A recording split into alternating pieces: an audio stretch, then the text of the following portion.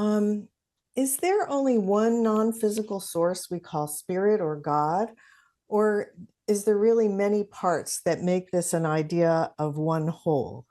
I'd like to know if there is a God and what I have been chasing my whole life on earth. You are separating the idea into this or that instead of this and that. There is one and there is all, and the one and the all are the same thing in different forms. There is one that becomes the all, that is the all, that experiences itself as the all, and there are the many things that together make up the one, but are each individually their own version, their own perspective of the one. Everything is made of God. There is nothing else to make anything from, and therefore God is everything. When people on your planet talk about the idea and the notion of God being omnipresent, you have to understand that it's not possible to be everywhere unless you're actually literally everything. Therefore, it is everything. It is every atom, every subatomic particle, every object, every molecule, everything. The space even in between the things that you think of as empty space, that is even made of God. There is nowhere where God, all that is, isn't. It is everything, it is everyone, it is everywhere, it is every when. All the things make it up, and it makes up all the things. After one becomes enlightened, is there any steps along one's path of spiritual development, or is this awakening the last step? Enlightenment never ends. There are always different levels to awareness and enlightenment and experiences of all that is. Even if someone imagines that they reach the so-called quote-unquote highest level of becoming one with all that is, becoming one with Source, there are still many versions of what it means to experience becoming one with Source. So even becoming one with Source is not the ending of enlightenment or awareness. It is infinite, goes on forever, never ends, there's always something else.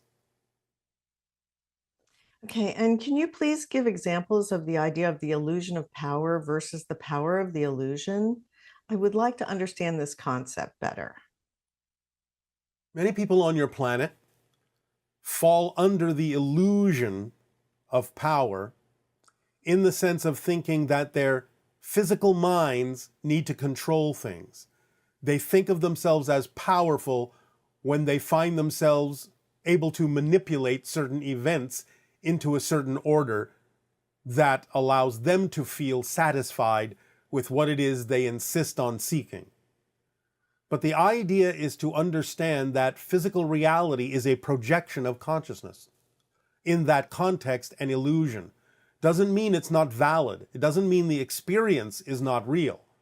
But understanding that you are already creating your reality based on your belief systems, based on what you define as true for you, is being able to utilize the power of the illusion to your benefit by going with the flow, by not being in resistance, by not attempting to force things into shape, but by understanding how to allow them to automatically fall into place using your own natural current, your own natural control built into you, rather than attempting to artificially control things through the physical mind, which it's not designed to do.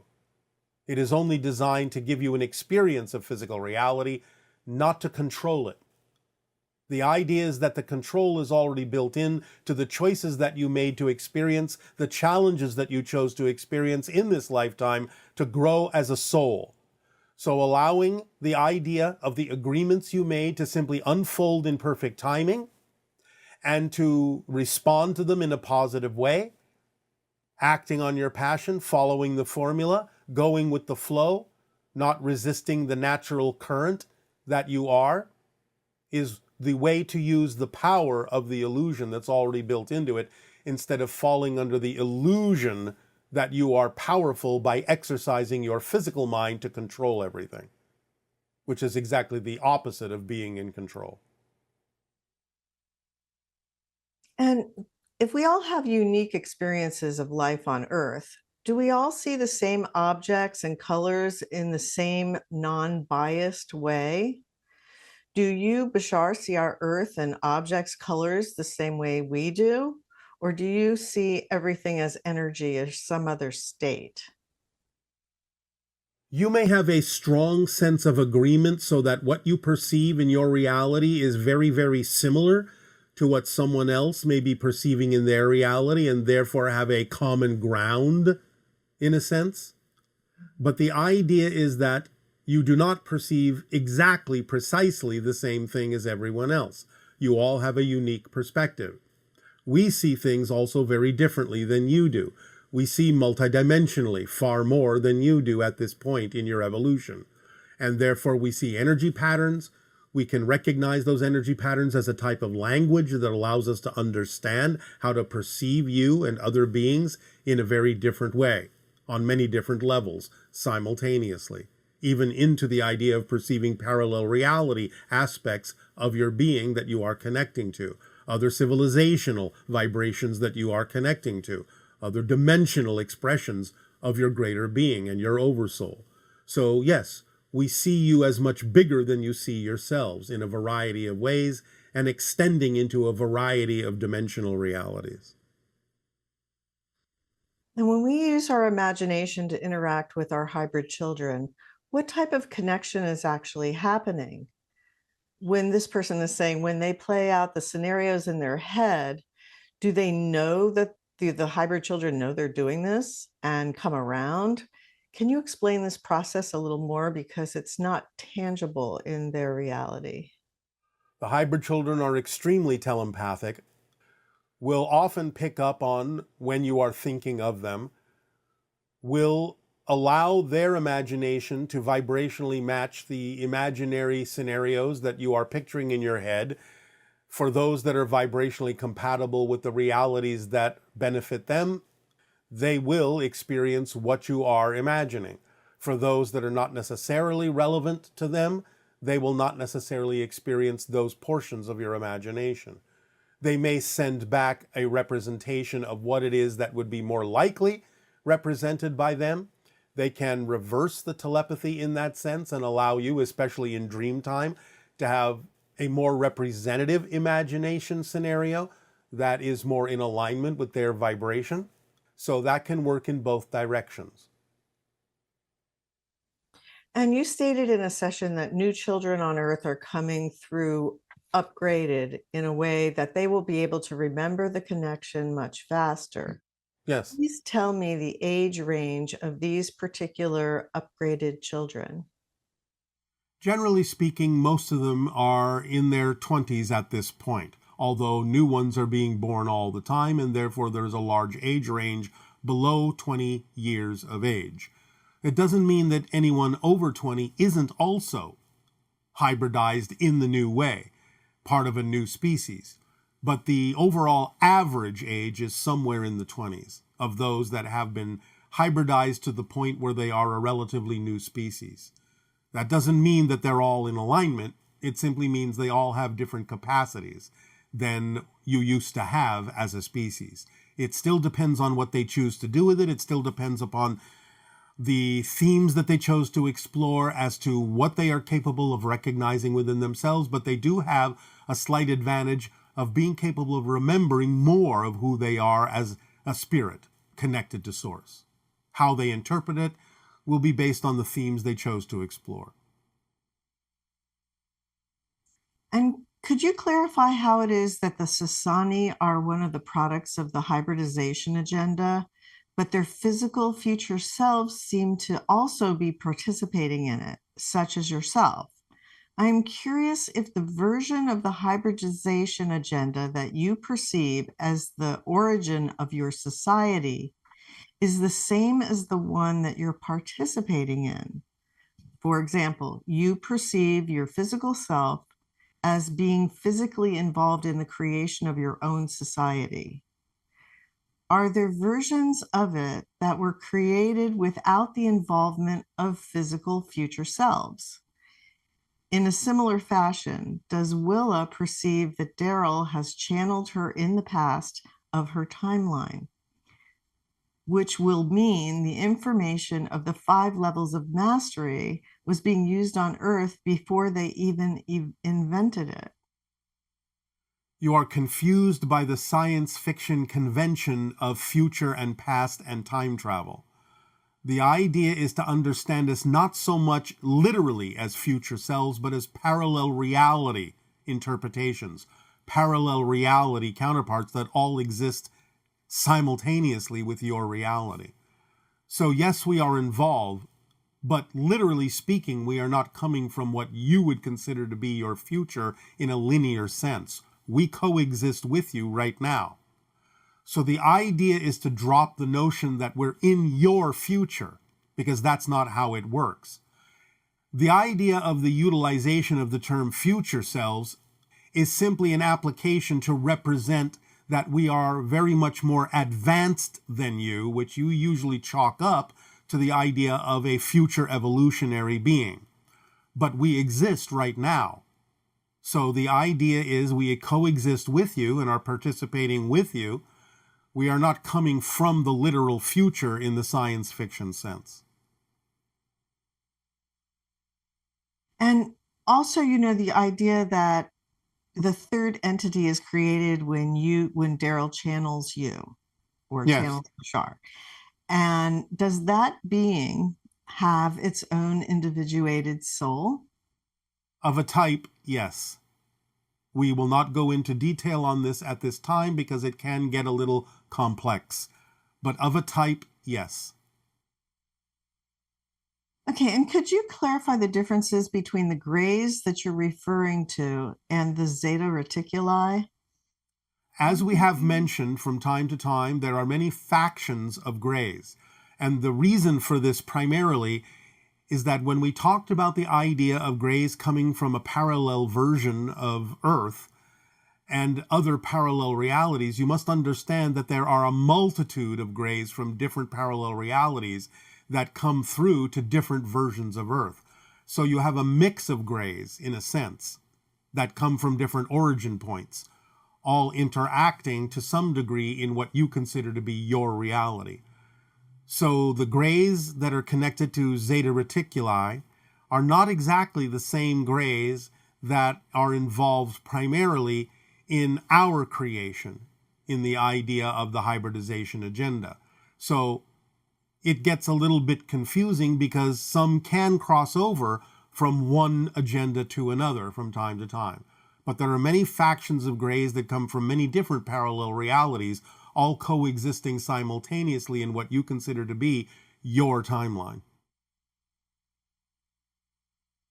Okay, and is it accurate to say that extrasolar intelligent beings cannot develop the technology to reach Earth unless they have transcended aggressive world domination agendas and other fear-based and greed-based motivations?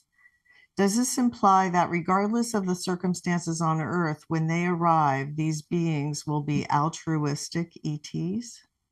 For the most part, yes. And again, remember that those that are engaged with you will set up a vibration that would make it less likely that anything that is vibrationally incompatible with your best interests would simply not find you. You would be invisible to them because of the vibrational state of those engaged with you that are operating on a much higher frequency.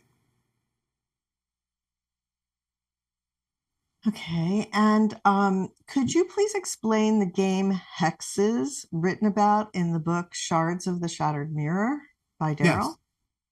there is a playing field made of different hexes. You might call them electronically activated. And the idea is that the players standing on hexes have to, in some way, psychically or telepathically or synchronistically determine the pattern of the changes in the colors of the hexes that change from phase to phase, from moment to moment, so that when you move from one hex to another, you instinctively land on a color that moves you forward and benefits you, as opposed to eliminating you from the game.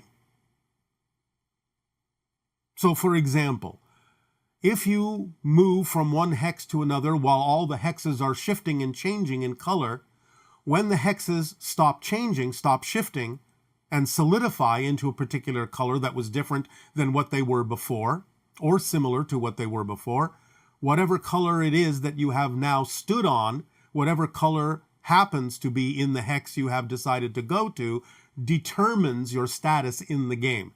So if you perhaps, for example, move to a hex that winds up solidifying into a gold hex, you may have won the game. If you stand on a hex that happens to solidify into a black hex, you may be eliminated from the game. Other colors may represent different status points in the game. Very interesting. Yes. Are those who are attracted to your teachings a participant in the hybridization agenda? They don't all have to be, but about 90% or above usually are. Okay. And it seems as more of our consciousness expands, more is revealed. Does this mean that as a collective consciousness, if we match your frequency, we will be able to see you in physical form, or will we continue seeing only via our third eye? You will ultimately see us in physical form if your vibrational rate comes closer to matching our frequency. In some sense, that is really what contact is all about, because as we have said, those operating on a higher frequency have the qualities of spirit. And when exposed to those frequencies, your physical body may react to them as if you are dying. And that is where the fear comes from. But the idea is that as you raise your frequency and create less differentiation between physical and non-physical reality, you become more vibrationally compatible with our natural state and can allow your senses to begin to perceive us more solidly, more corporeally, more physically. And this person asks, saying that they 2 days ago meditated and asked to travel with a UFO, and then read in the media the day after that a UFO was observed in the same area of Norway. Yes. Is there any link? Yes. That was the UFO that that person visited. Whether they remember fully or not is not the point. But they were given an opportunity to understand through the media story that what they had asked for had actually occurred. In time, they may remember. The memories may unfold. About 28 years ago, this person astral projected to a triangular ship and communicated with a triangular headed being through the window. Was this Bashar's ship or something else? Something else. We will not go into details at this time. Okay. And what this person is saying, when they were younger, they had vivid dreams of their family house on fire and witnessing a UFO. These dreams are still very vivid, and in their research, they sense that they might be significant encounters.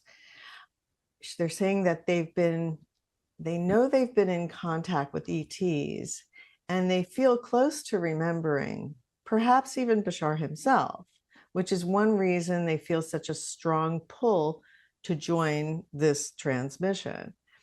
Any insights you might provide that would be helpful in this situation? This is indicative of communication with hybrid beings in the dream state, in the altered reality state. The house on fire represents the idea of what you're going through now in terms of breaking things down, burning things up, going from an old cycle to a new cycle, allowing the old systems to fall away, to burn away, and new systems to be put in place for your world and your reality to be refreshed and renewed. So the idea is that you are going through this transition. Sometimes it will be represented in a negative way, such as the burning of a house, but nevertheless, it is representative of a clearing, of a letting go of an old way, burning the old ideas out and allowing new ones to come in. So the idea is of a clearing and a preparation and a laying a foundation for a new structure, a new reality to take place in which contact can occur more easily. That is the communication that was given symbolically. Nice. This person is saying in LA, her son and she spotted two silent triangular shapes with distinct circles in each corner flying in the night sky from their hot tub. A friend's photo of a similar craft later led me to Bashar, raising questions about the origins of what they saw. Yes, well, hybrid ships. Again, there's a lot of traffic around your planet. When you expand your consciousness, especially in a relaxed state, such as you achieved in your hot tub, a meditative state, your senses can then become more keenly aware of things that are going on around you that might have been invisible to you before until you allowed your vibration to raise by being in a more meditative state, which then gave you the ability to see some of the traffic that is moving around your planet all the time, especially the hybrid ships, since they are very close to the vibration of open contact, since it is the hybrid children that will be coming to live among you. Okay, and here's another one. This person says, I had a fascinating flying vehicle encounter in October of 2023 in New York City. It happened around 7 a.m. in Manhattan near the 14th Street Union Square area.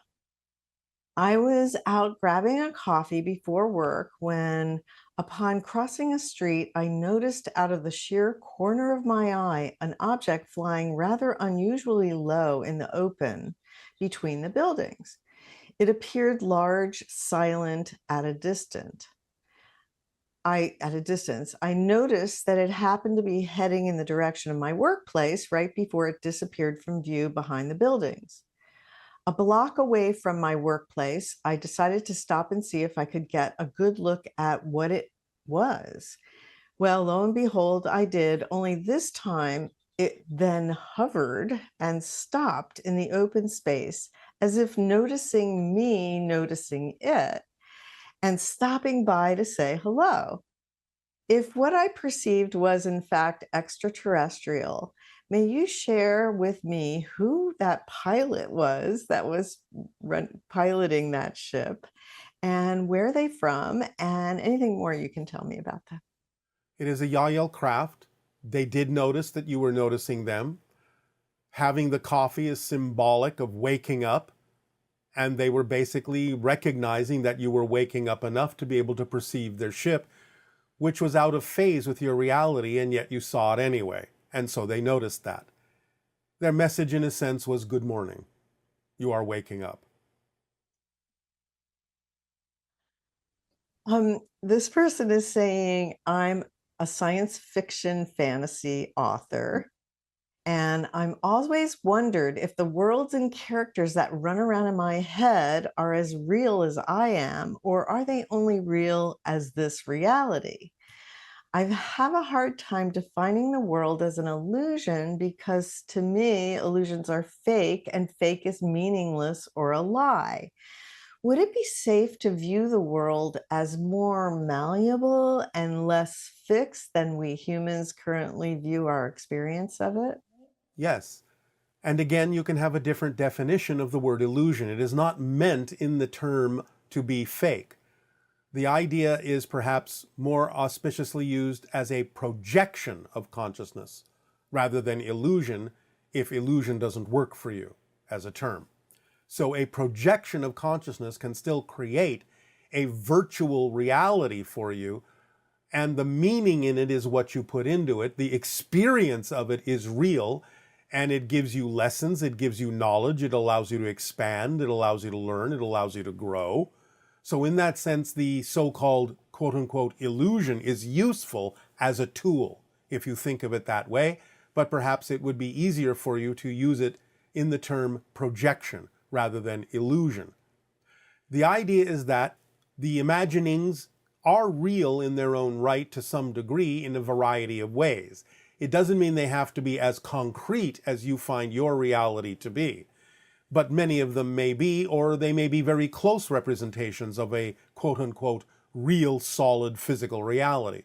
They may be slightly different than you imagine them to be, but they could be close. Nevertheless, everything is real in some context, even if it's only real as a story. It's still real in some way, shape, or form. even if it's not literally played out physically in some parallel version of reality. So maybe one of the ways to relate to this is the idea that since it's a projection of consciousness, it's more malleable Yes, and it has more plasticity than we were originally taught. yes, And similarly, whatever you experience is relevant to what you need to experience. So it, in a way, it doesn't matter if it's quote unquote real or not. Like, yes, for example, they found that if a person observes another person being hurt in a way that is designed to make the person think it's happening to them, their subconscious cannot distinguish between what is really happening to them and what they are just simply observing. yes, but you are choosing a very complex psychological example that is beyond what this person was intending.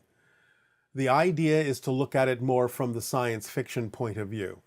For example, in your Star Trek, you have the character known as Mr. Spock. As we have discovered, we have never found yet the idea that beings that look exactly like them, what you call the Vulcans, physically exist, but the representation of Mr. Spock is that he is a hybrid. Hybrids exist.